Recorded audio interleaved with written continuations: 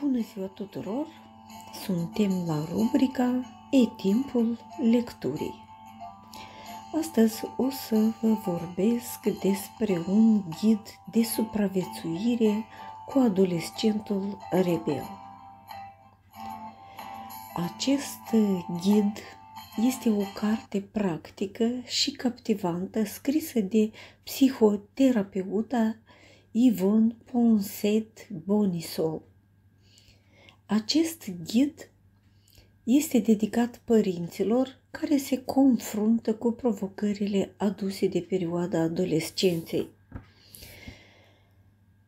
oferind strategii și soluții pentru a naviga cu succes prin tumultul acestei etape.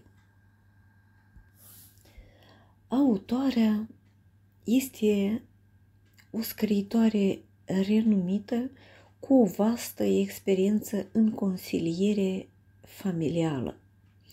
De-a lungul carierei sale, ea a lucrat îndeaproape cu familii și adolescenți, dezvoltând o înțelegere profundă a dinamicilor care influențează comportamentul tinerilor în tranzacția către maturitate.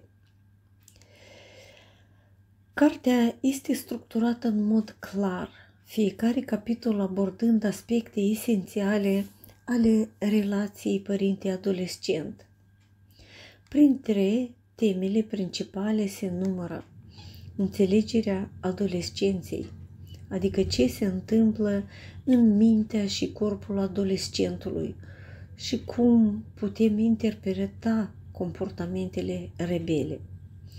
Un alt aspect este comunicarea eficientă. Autoarea vine cu sfaturi pentru a deschide canale de comunicare și pentru a construi un dialog sănătos. Stabilirea limitelor este un alt subiect ce presupune cum să impunem reguli fără a deteriora relația părinte-adolescent. Gestionarea conflictelor. Aici autoarea vine cu tehnici pentru a rezolva disputele într-un mod constructiv.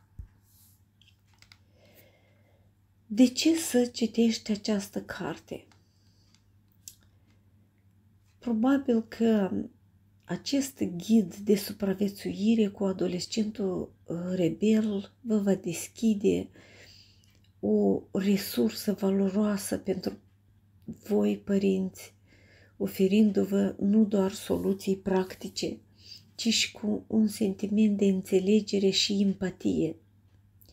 Yvonne Poncet-Bonisol abordează subiectele cu sinceritate, dar și cu o mare claritate, oferind cititorilor nu doar instrumente pentru gestionarea problemelor, ci și încrederea că pot parcurge cu succes prin această activitate provocatoare a vieții de familie.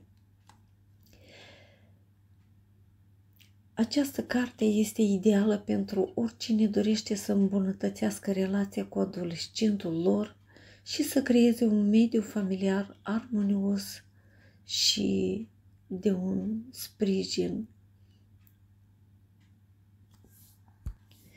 Dacă te simți copleșit de provocările pe care le aduce adolescența copilului tău, această carte este răspunsul de care ai nevoie.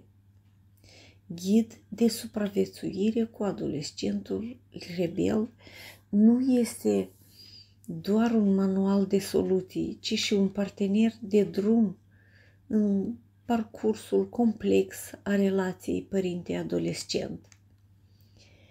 Descoperă cum să vă înțelegeți mai bine copilul, cum să comunici eficient și să gestionezi conflictele într-un mod constructiv. Yvonne Poncet-Bonisol, autoarea acestei cărți, vă oferă cheile pentru a construi o relație solidă și armonioasă. Această lucrare este mai mult decât o simplă lectură. Este un ghid esențial pentru orice părinte care dorește să transforme perioada adolescenței într-o oportunitate de creștere și conectare. Acceptă provocarea și lasă-te ghidat de înțelepciunea și experiența autoarei. Vei descoperi că nu ești singur în această călătorie prin viață. Lectura acestei cărți poate fi primul pas spre o relație mai puternică și mai înțelegătoare cu adolescentul tău.